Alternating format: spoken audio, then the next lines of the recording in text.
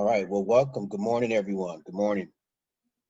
Glad Good we could morning. all come together for this event. I'm looking forward to this being um, very productive and informative to our listeners.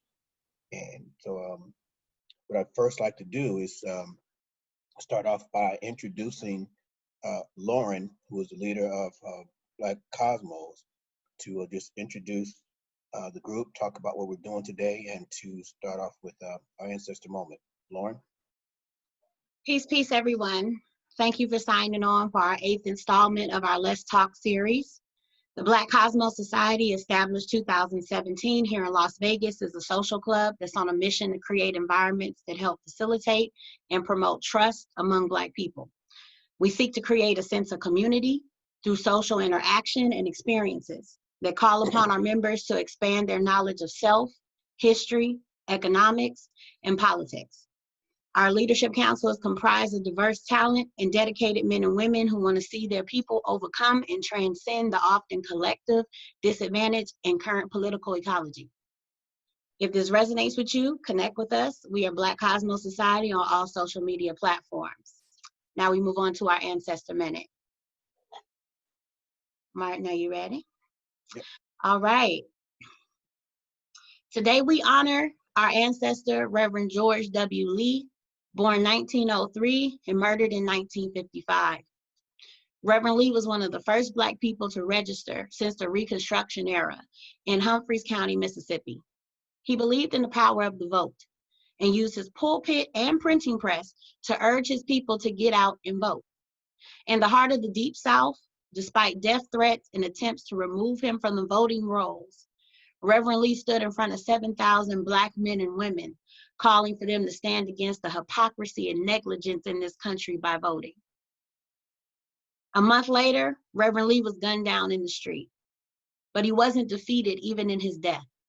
The murder of Reverend Lee would gain national attention to the conditions in the South and the lack of voting rights, and was even investigated by Medgar Evers himself. His tragic end would go on to inspire more activism within the community. Today, we honor the memory of Reverend George W. Lee, pastor, activist, business owner, and one of the many great minds that came and fought before us. May we honor his name always. Back to you, Martin. Thank you, Lauren. So, why are we here today? Today, the learning objectives are the following. We're hoping to help you understand the difference between mail-in balloting and absentee balloting. We want you to understand the process of completing your ballot properly. We also want you to understand where, or be knowledgeable of where the polling places are, or how to figure out where the polling locations are in your district or in your county. We want to show you some important deadlines that must be met in order to make sure that your vote is counted. We also will talk about the importance of participating in the census. We'll also cover what are your rights as a voter. So it's important for us to discuss these topics because we're at a pivotal time in our history. This cycle is really important because it could really determine the future history of our country. There's a pivotal time in what's going on in the country. There's a lot of issues going on, but the iron is hot right now, and it's really important for us to vote in this election because there's so much at stake. We have many people who choose not to vote for various reasons, but many of them, they say that their vote doesn't count. But part of the reason why people don't vote because they don't understand that how they vote affects the changes that they need, especially in the local elections. And they don't they think that the change that they need is not going to come, and it won't come until we come together and decide what the issues are, collectively vote. And then once we do vote, we need to stay engaged with our civic leaders and those who've been elected. We need to go to the city council meetings, go to the county commissioning boards. We need to hold our leaders that have been elected accountable. We also need to learn how to exercise our political clout. And we also need to learn how the system works. So when we build those relationships and we're holding elected officials accountable, We understand how and where to vote, how the processes works, what things and factors lead up to creating that influence. So what is political clout? Political clout is the power to influence politicians in basic terms. And there are several ways that one can gain or garner political clout. One of the ways is if you're very rich and you can donate a lot of money and kind of sway sway your influence with a politician. Another one is to rise to power or to a leadership position in one of the major interest groups, such as the NRA or AARP, or even unions.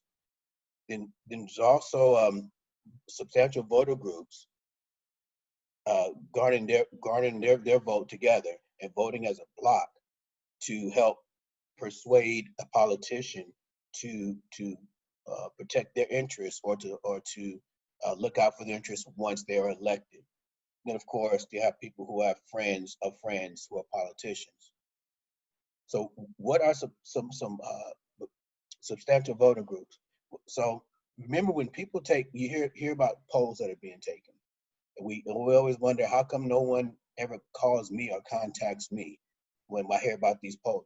But the pollers, they reach out to people who are quote unquote likely voters. By the graphs you see on the screen here, this tells them who the likely voters are. So if you're looking at who the likely voters are, it kind of speaks for itself of who is considered a substantial voting group. So if we want the issues that affect our community the most to get more attention, we need to become a more substantial voting group. So it's very important that we vote, and we vote often, and we stay engaged in what's going on locally after we have voted. So what's at stake if we don't vote? Well, again, as I stated earlier, we're at a pivotal time in our history. So we're looking at the difference between an administration that promotes racial unity versus one that may or may not, depending on one's perspective. We need to renew respect from our leaders, the leaders of the allied countries that we depend on if we want to further any type of agenda or a strategy to protect American people, American interests. And so it means the difference between the respect and credibility. Credibility that we'll need when we're trying to work diplomatic relations with other countries that may be adversarial to us, or we have historically been challenging for our interests.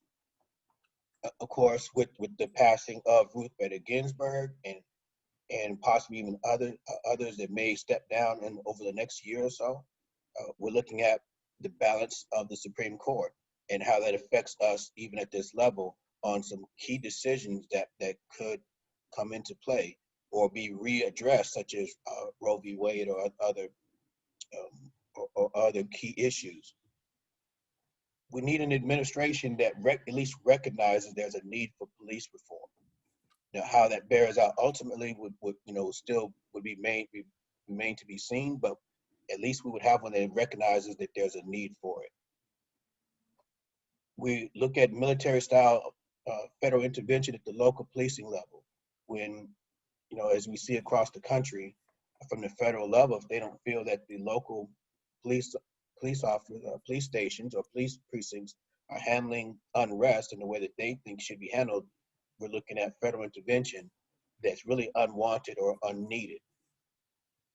And then again, if we do want to get involved in holding our elected officials accountable, it could mean the degree of difficulty in doing so, or who would really listen to those issues that are really most important to our community.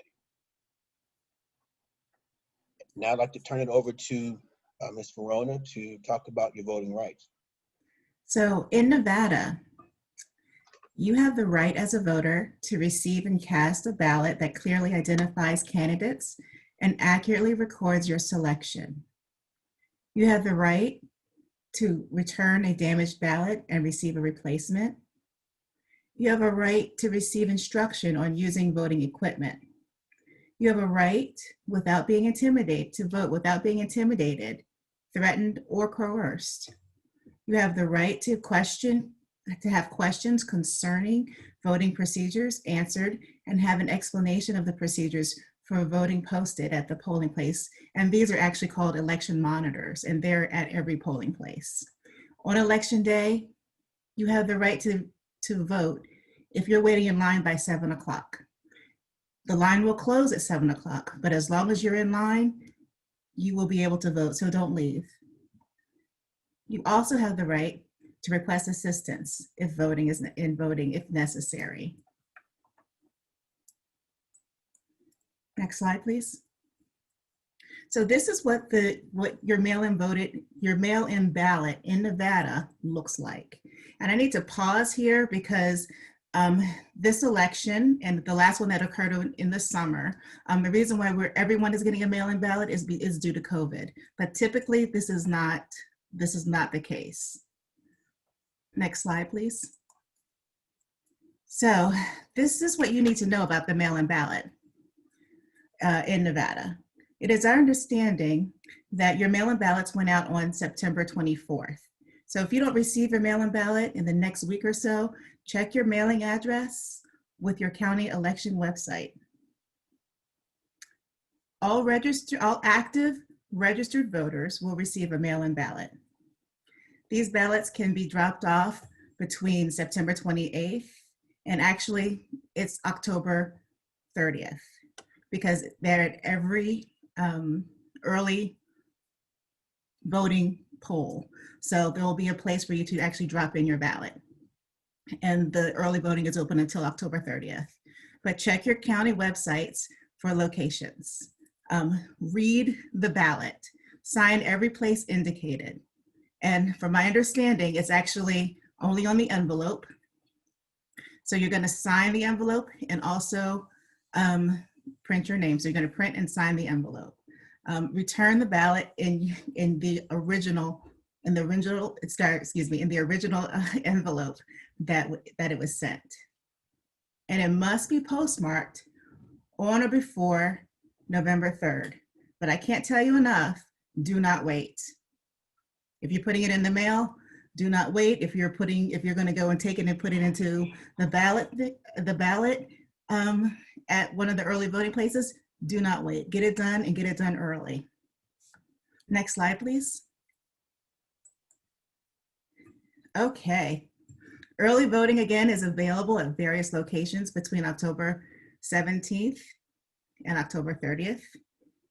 Again, visit your county webpage for locations and hours of operation. If you decide to vote in person instead of by mail, you must either surrender the ballot that was mailed to you, preferably in the same packet, or you need to sign an affirmation at the voting site saying that you haven't already voted by mail. And just an FYI, it is a felony to vote twice. So don't do that. This is what the Clark County website looks like for the election department. I think most of us here are from Clark County. I'm just guessing, but let's go to the next slide. I want to show Nye County's webpage. And here's Washoe County's webpage. I really like their webpage, actually. It seems a little bit pretty easy to navigate. Okay, absentee ballot. The deadline to request an absentee ballot is October 14th. And here are the ways to request a ballot. You can log in to your election department and go to the registered voter services. You can call the number on the screen. Again, this is for Clark County. Or you can also submit a request by mail. Or you can go to the actual election department and do it in person. But until I started doing this research, I didn't even know the difference between an absentee ballot and a mail-in ballot. So let me kind of give you some points. Every active registered voter will receive a mail-in ballot for this election. And again, this is not typical. This is due to COVID. An absentee ballot is for individuals living outside of their district. such as military, college students, and people who are currently in jail, but not convicted. Just like a mail-in ballot, the absentee ballot must be postmarked by November 3rd and received no later than November 10th. But again, do not wait, get it in, vote early. Next slide, please. Okay, completing the ballots. Completely fill in the ballot next to the bubble next to your selection. You're going to use a blue or black ink pen. You're not using pencil. You're not using pink or green or red, blue or black ink. If there is a mistake, you're going to mark a line through it, and then you're going to initial above that, and then bubble in your correct selection. Next slide, please. All right, rejected ballots. Here, let me just give you some reasons why some of the ballots are rejected. The people in the election department compare signatures on the ballot with the signatures that they have on file. If they don't match, they're going to throw it away. Another reason why ballots are rejected is because you're not signing in all of the right places. Again, read your ballot. But from my understanding from our resident expert, I was told that it's only the envelope, and that we're going to print and sign your name on the envelope. If you do not print or sign your name on the back of that envelope and put it in and mail your ballot in that envelope, it will not count. It must be postmarked by 5 p.m. on November 3rd. And another reason why ballots are rejected is the fact that it doesn't reach the election department by November 10th, which is 7 days after the election has actually taken place. But again, we're not gonna wait. We're gonna do it early. Next slide, please. Provisional ballots. Okay, this is very interesting because a provisional ballot is same-day registration.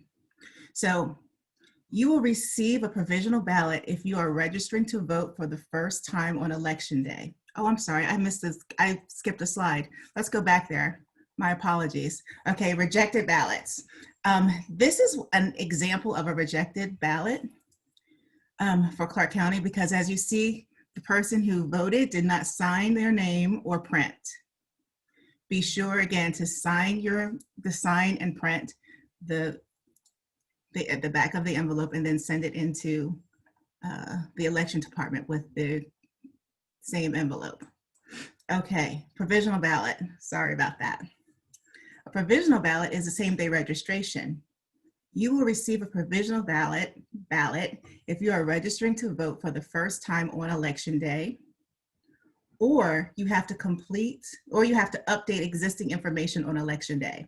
The last day to register to vote in person is October 6th. The last day to register to vote online is October 29th. But again, I caution you, register to vote ASAP if you have not done so already. If you have any changes, do it right now, so that a provisional ballot is not even necessary. But every election, but especially this election, it is too important for your voice not to be heard. Get it done early. I know I've said that a few times. I can't say that enough. Provisional ballots will be counted only after verification of the voter information and that the voter did not cast multiple ballots in the same election. So there's still a process with provisional ballots. If you are turned away at the polls because your name is not on the registry, do not walk away. This is what you're going to say. You're going to say, I request a provisional ballot as required by law, but don't let them steal your vote. But we're going to get it done early. Martin? Thank you, Verona. So I'd like to just transition here and just talk about the importance of participating in the census. And I've had several conversations with people that have tried to explain to them how it affects us and what happens if we don't participate in the census. So I can't stress enough the importance of being counted in the census because it affects so many different things that's for the next 10 years. But this, for example, or importantly, it affects the number of seats that we get in the state Senate. So the number of people that go to Washington to represent us is affected by the number of people that participate in the census. There's only 400, I think 425 or 435 delegates, period, and that gets redistributed around the country based on the number of participants in the census. So right now, Nevada has 6 electoral votes. You know, if more people who here, because we've had so many people who migrated from other states, including myself recently, they weren't here during the last census, it could make the difference in how many electoral votes we have in the college, in electoral college. It could make the difference on how many representatives we have representing us in the House. Also, it affects or impacts so many of the federal funds that we receive from the government for lots and lots of programs. So I want to kind of read off a listing of some of the things that are crucial to our community that are affected by participating in the census. Funding for Medicaid, for SNAP or food stamps, for WIC, for programs for students with special needs such as autism or intellectually disabled, school lunch programs, the Head Start program, federal student loans, senior services such as Meals on Wheels or transportation services, medical assistance programs. And those are just some of, just a smidgen of the list of things that are affected by our level of participation in the census. So again, I can't stress enough the importance of participating in that, because if no matter how many people, if you are concerned about participating because you are an undocumented immigrant, please dispel that myth. Federal agencies are not, the census takers are not allowed to share any information that's taken with any other government agency. And if they do, they face a $5,000 fine and potentially 5 years in prison. They're strictly prohibited. So please do not let that deter you from participating in the census. Count everyone that's in your home, not just you, but any child, as long as they're living in your home, no matter if they were just born this week, last week. Count every person that's in your home because the numbers matter. So today we covered these topics. We talked about the difference between mail-in balloting and absentee ballot voting. We talked about what your voting rights were. We talked about properly completing your ballots. We talked about how to find your polling places based on your county's webpage. We talked about important deadlines that must be met in order to make sure that your vote is counted. And we also stressed the importance of participating in the census. At this time, the chat should be open. Should there be any questions or comments that anyone in our listening audience would like to relay?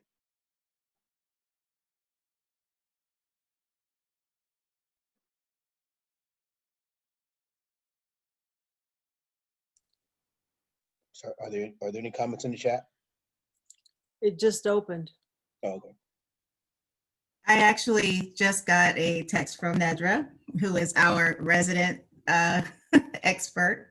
And she said, FYI, fresh off the press, person dropping off someone else's ballot will have to fill out the top of the back of the ballot, full name, address, and date of birth. Okay. Wow.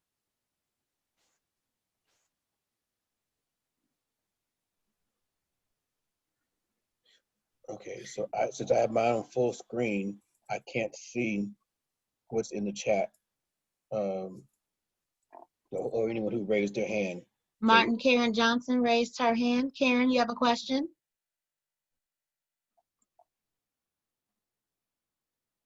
Karen, you have to unmute.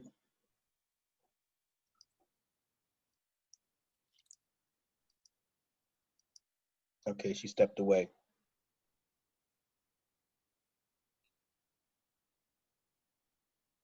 Sorry about that. I have some things in the background. So I noticed when I filled out the census, they specifically asked, I think they were saying as of like April 1st, 2020.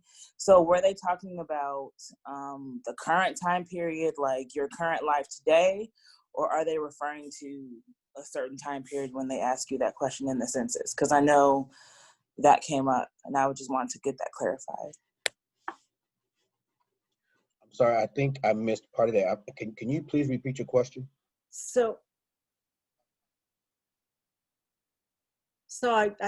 I think I can answer that question. The census wants to know who was living in a particular residence on April 1. So anyone who was in that, who lived with you on the April the 1st, whether they are permanent residents there or not, if they were there, whether they're related to you or not, if they were living in your home or staying with you on April 1, then they should be counted in your census application. Yes, that was my question. Because I wasn't sure if it was a past time period or if it's April 1 until now. So thank you. Great. We have Malik Hassan has his hand up. Malik, you have a question? Yes, I do. I just wanted to know, I wanted to ask if you guys can go over how the voting works for active duty military that don't live in their home of residence. This would be my first time voting since I've been in. So your situation would fall under the absentee balloting process that was discussed earlier. So for us, for those who are in the military, each unit should have a voting representative. Usually it's in your area and family readiness office, and they can assist you with any questions specific to you for how you get yourself set up. But basically, you would still you can go to the county website of where you're from and look at their absentee balloting procedures. You could possibly request that by mail or on their website to be sent to you. And again, we'll stress the importance of doing that now versus later. So there's time for your ballot to be mailed to you. You complete it and you can send it back prior to November 3rd.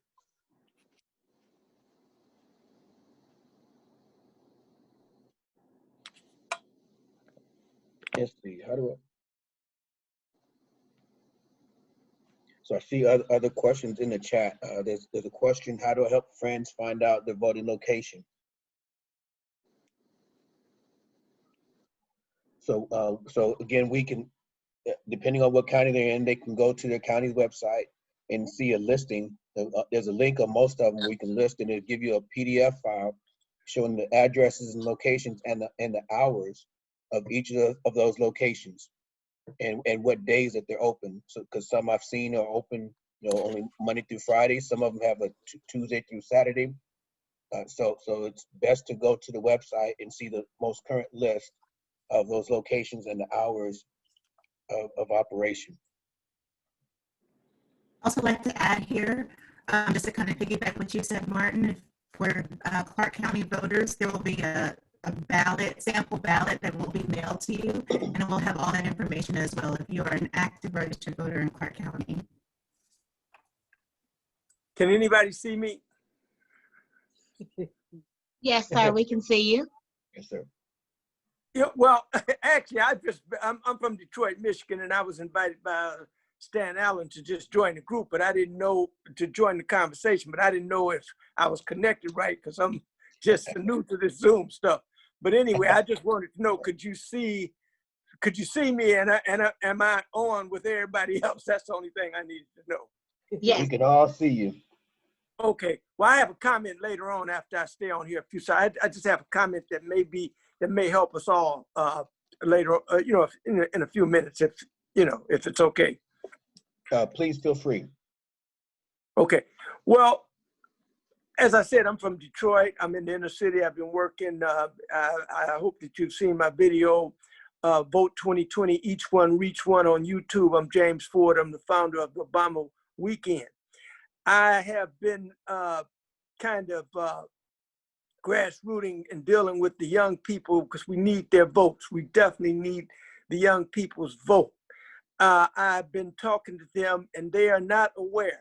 And I talked to people in New Jersey, Miami, and all the inner cities. I'm talking about right in the hood. The young people are not aware that this election is going to affect the seniors. It's going to affect their mother, their grandmothers, and stuff like that. They are not aware. They're completely out of tune with that. The moment that they give me that old rhetoric, I'm not voting and it don't count and all the rest, you know. And I tell them, I say, okay, well, I back off of them. I don't hound them because I know the best way to get to them. I say, well, this election is going to that EMS truck is not going to roll, that Social Security check is not going to be there, and they may not get into the ER. That's the only thing I tell them. They listen, then they want to stop, and then they want to hear what I got to say. So a lot of that, you tell them, and they'll pay attention to it. They listen to that a lot of, and then I had one young lady tell me, well, we're not getting reparations. Either one of the candidates is not talking about reparations. I say, well, young lady, the best way to get your reparations is get the president you want in, and then you can go after reparations after that, because you're going to be affected totally. They listen to that. You mentioned their grandmothers and their mothers. They listen. We got to remember, I was an educator. About, I would say, 15 to 20% of the new voters, they were raised by their grandparents. They respect their grandparents. They will go to the polls if you mention them. That's all they care about. I just wanted to throw that out there. That's all. Great, thank you for that input. All right, I don't see any more questions. I didn't notice any more questions in the Amina chat. has her hand raised. Oh, Amina? please.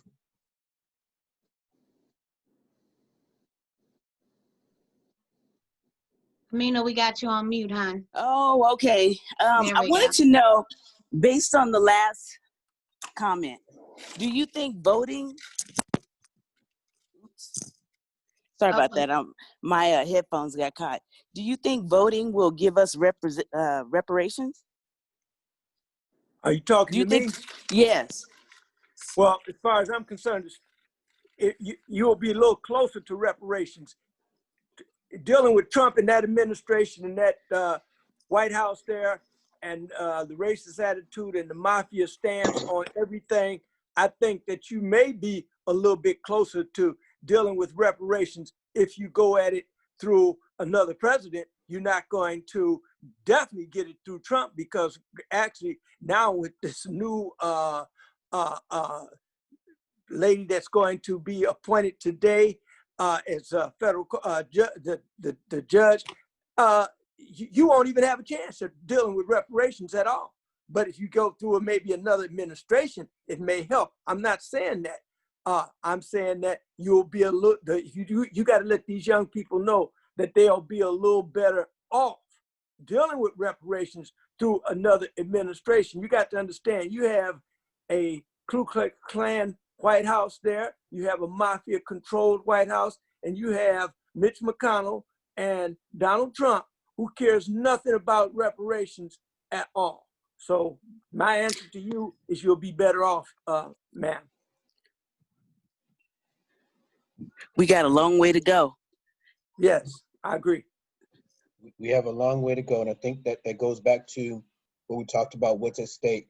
Again, for the sake of here, we're not, or I'm not advocating one administration over the other, because we must stay nonpartisan. However, when we talk about the likelihood of having our needs addressed, whether it be reparations or economic equality, police brutality, it could mean the difference between having a sympathetic ear versus one that's not as sympathetic as we would like it to be. Exactly. So even to the other point of civic engagement, and to your point, voting is the first step. Getting someone in office who supposedly will have a more sympathetic ear is only one step to that. Being involved afterwards, again, going to the city council meetings, going to the school board meetings, going to the county commissioner meetings, making sure our kids get the quality education that's competitive with those that don't look like us. Our parents being involved with what the kids are doing when they come home when it comes to their education.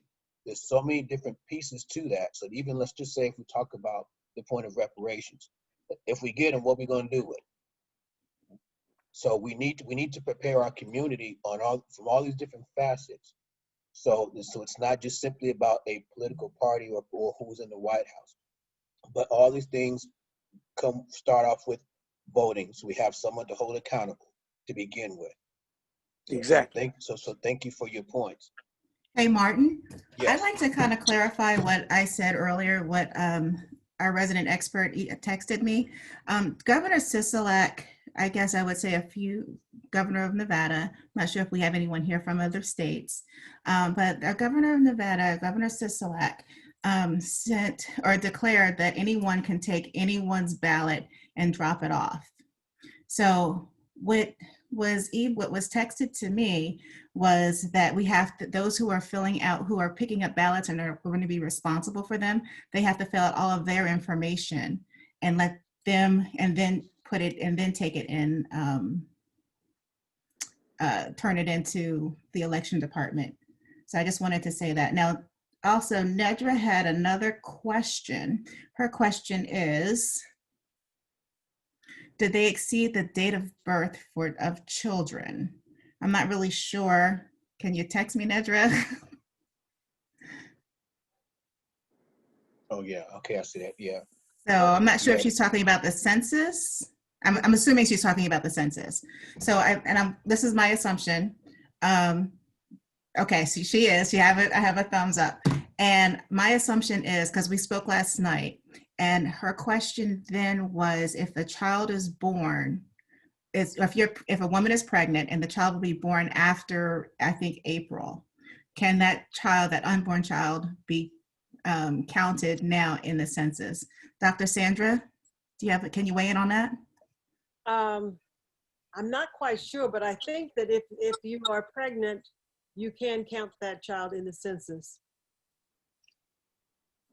because they will need to be receiving services between this time, this April 1 and then April 2030. So that it will affect the number of people who will need services in those areas that were listed in that were described in the presentation. That makes sense. That makes sense. Okay. I haven't noticed any other questions in the chat. And did anyone have any questions? Martin, I have a question about the census. For me, I filled my census out April the 1st. I mean, in California back in April. But now I live here in Clark County. Can you change your census? Because I'm here now, I'm a resident here now, instead of in San Diego. That's a good question. The census is based on where you lived April the 1st. Right. So if you were not in the state of Nevada April the 1st, then you cannot register, you cannot fill out a census indicating that you are now a resident here. It's only based on where you were April the 1st. Okay, thank you. Mm-hmm. Dr. Sandra, another question that came through my text was, has the deadline been extended past April? I'm not sure what they mean by the deadline being extended past April. You can fill out the census until, I think that they changed it. It was longer, but they've changed it now so they will only count the census up to September the 30th. They had it at October 30th, and then it was moved back to September 30th for political reasons. So it doesn't matter when you do it, as long as you do it before April 30th, but it is based on where you lived April the 1st. Great, thank you. I see there's another question from Karen in the chat. Her question is, what are the pros and cons of dropping off the ballot directly at the Board of Elections? I mean, my opinion is that, you know, you don't have, since I did hear on the news, yesterday or the day before yesterday, about some ballots showing up in a ditch or not being delivered, there's always that, I guess that risk is there, but everything going through the post office, everything should be safe. The security and feeling, knowing that you dropped it off yourself, and so there was nothing lost in translation. I mean, I believe there's a bit of more secure feeling or confidence that your vote was properly delivered exists when you drop it off yourself. Dr. Sandra, would you have anything to add to that? Well, I would just say, if you can, drop it off at one of the ballot drop positions. Or if you're close enough, you can take it right over there to trade, the election office on trade. And I also say, and this is just my personal thing, if you feel confident enough and if you use all the protection possible, early voting and voting in person is going to be critical. As many people as we can should vote so that their vote can show up at the end of the day on November the 3rd. And that way, all the hanky-panky that you've been hearing about will be less likely to occur if it's an overwhelming result, preliminary result at the end of election day. Can I just get clarification, just make sure that I understand you, Dr. Sandra? Are you stating that for all of those who should vote in person, taking in consideration, of course, the proper PPEs, the personal protective equipment? Is that what you're advocating? Yeah, that's just a personal thing though. That's just Sandra saying that. Okay. Because I would like to have an overwhelming number of people counted at the end of the day on November 3rd. Yes. If I could throw my personal side of it also, with my advocation for voting in person or dropping it off, because we know the gears are already revved up to challenge the validity of the vote, talking about voter fraud. So the more people that we had that have voted because he's talking about the mail-in balloting. So the more people who vote in person, the easier we can shut down that frivolous argument of fraud. But then again, that's my personal take on voting in person. I think the reason why so many of the athletes are opening up their stadiums is so that there's the opportunity for people to come in person and be inside the voting place before the end of the day, and they can still practice social distancing when they're in those stadiums. And once they're inside the stadium, they will be able to vote no matter how long after the polls are supposed to close. They will still be able to vote. So that is a good thing in those areas where those athletes are paying to have the stadiums as polling places. I'd like to add here that here in Nevada, we're very lucky because we have so many opportunities to vote and to vote early. Not all states have early voting, and I commend those owners of those stadiums for opening it up, and so that people can wait and can wait in line comfortably and socially distance and be safe. Thank you. I see there's another question in the chat regarding the ability to register to vote if you don't have a Nevada state license. Dr. Sandra, are you able to speak to that? They have put on the online, opened up the online registration at the DMV so that people can come in and register online. So at one point you had to go there. Now that they've opened it up for online, but you cannot use an out-of-state license to get a ballot in the state of Nevada. And you know what, that's kind of an issue because I have been checking to because it says for people who have an out of state to make an appointment online with DMV, but it's been closed it's closed. There are no appointments available, and that's a real problem. But they just opened it up this past week so that it should be readily available. Oh, so you can get an appointment. I don't know if you need an appointment. You can go and register online now. Oh, for a Nevada license. Yes, a renewal. I know it's for renewal for sure. And But for a new one? The reason why they're opening up the line is because they want to make sure that there's not so many people at the DMV to make room for those who need to register their cars and do some of the other things. Okay, so let me just, Nedra is texting me privately, and she's saying that all early vote sites and all early voting sites and election date, you will have a drop-off ballot. She said you can use the last 4 digits of your social security if done by the deadline dates. Use the application. Okay, good. Great. Amina, you had a follow-up question?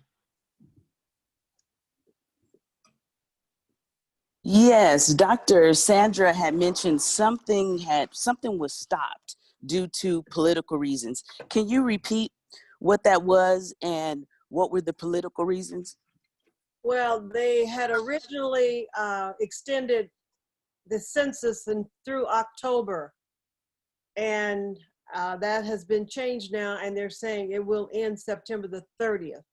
And the political reasons, they don't tell you that's why they're doing it. They're saying so they have enough time to get everything ready to report by December. But the political reason is that the fewer people that are counted, the more advantage it is to certain parties. Parties So and demographics. So they do not want the difficult populations to be counted. We needed that extra time so that we could reach those difficult populations. And the difficult populations are young people, the homeless, the incarcerated, and ethnic minorities. And so that extra month would have given us time, and then I say us because I am a census enumerator. It would have given us enough time to go out and find these hard to reach people and get them counted. By cutting it off that month, that means that we don't have the time to go and reach those hard to reach populations, which means those are the people that are less likely to vote in their favor, so they don't want those people counted.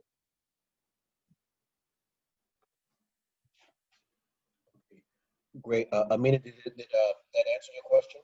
Yes, that answered my question. Thank you. Great, thank you. Karen, you have a question? Yes, I'm just trying to get some clarity and see if this is misinformation or true. So when President Obama was first elected, I voted from out of state because I was in college. So we hear things like the out of state ballots aren't counted unless it's a close election. So is there any order of importance that ballots are counted, or is that misinformation that I was given?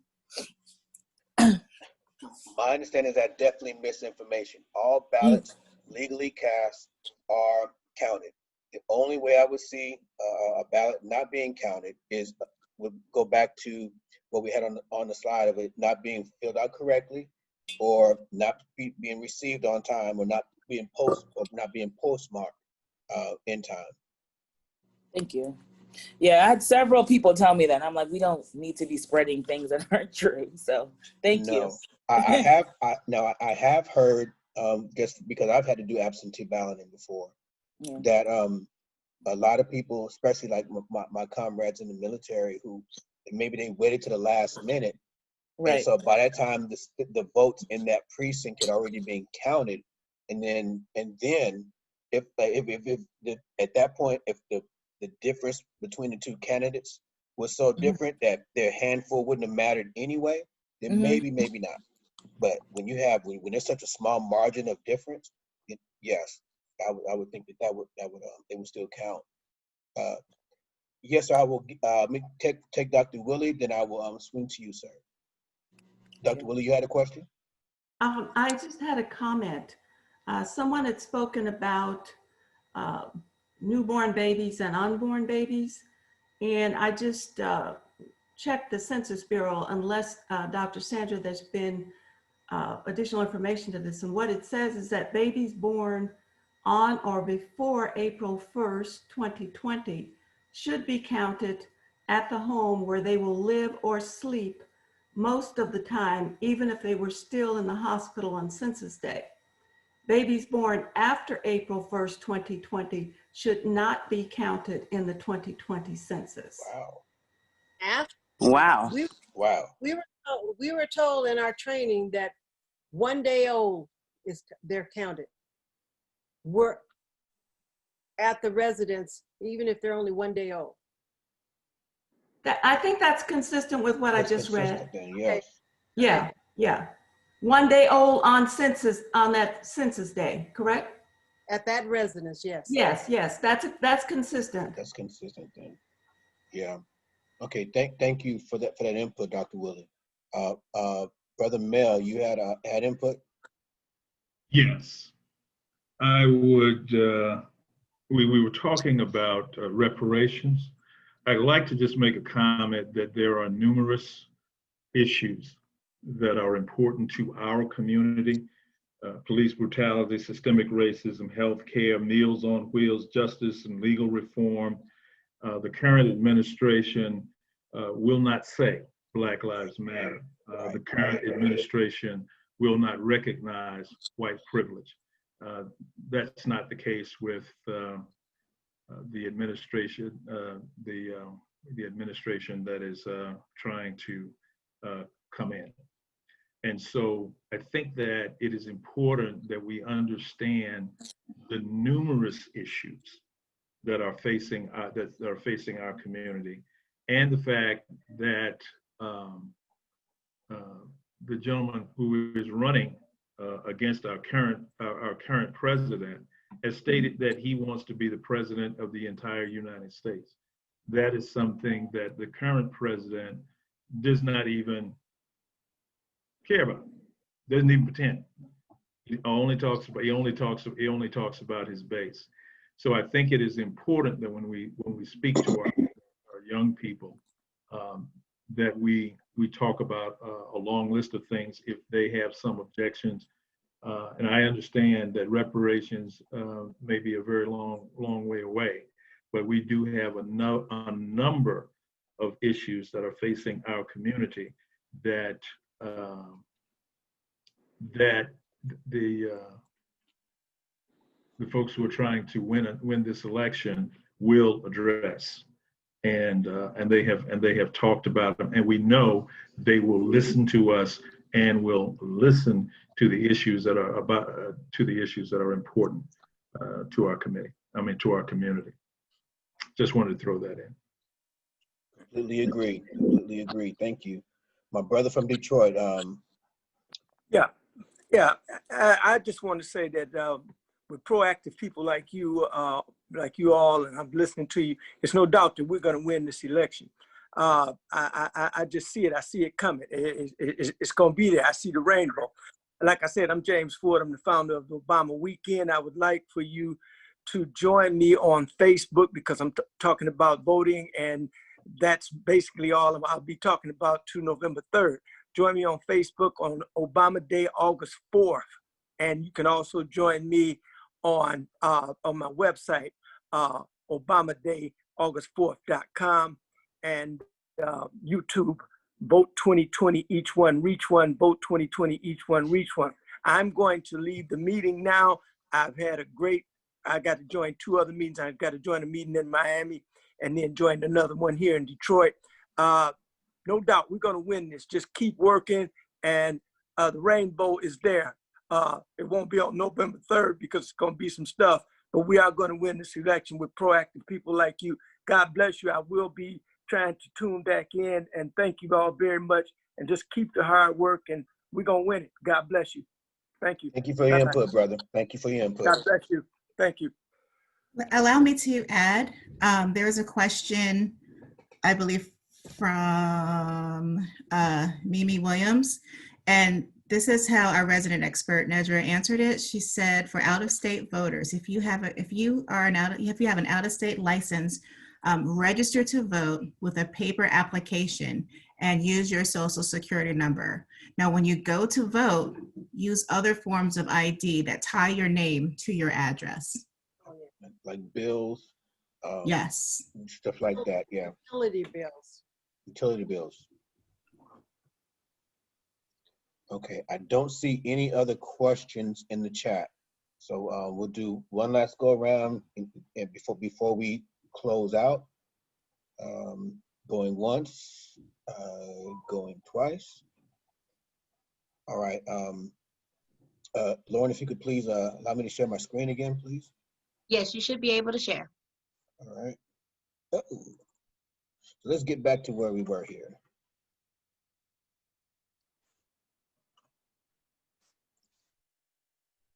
So I want to just thank everyone who has come together to put this to make this event happen. It's been a lot of hours put into pulling this off and trying to get some pertinent and precise and correct information to the listeners in a way that's palatable or to everyone. Hopefully we were able to answer everyone's questions. So again, all the groups on the screen, again, thank you for your time and effort. It's much appreciated, and hopefully we will be successful in this election coming up and with our contribution, and hopefully our community will be better off because of our efforts. Before we sign off again, any last words from those who are on the panel of speakers? I just appreciate everyone coming and participating. Thank you. Thank you. Great. Well, with that said, I'll bid you all a good day and have a great weekend. And if you are on the line, you have not voted, registered yet, you got the rest of the day to handle that. So peace and blessings to everyone. Reach out to your friends and your neighbors, your family members, and make sure they understand how important it is that they go vote. Ashe. Peace to everyone. Bye. Peace. Peace, brother.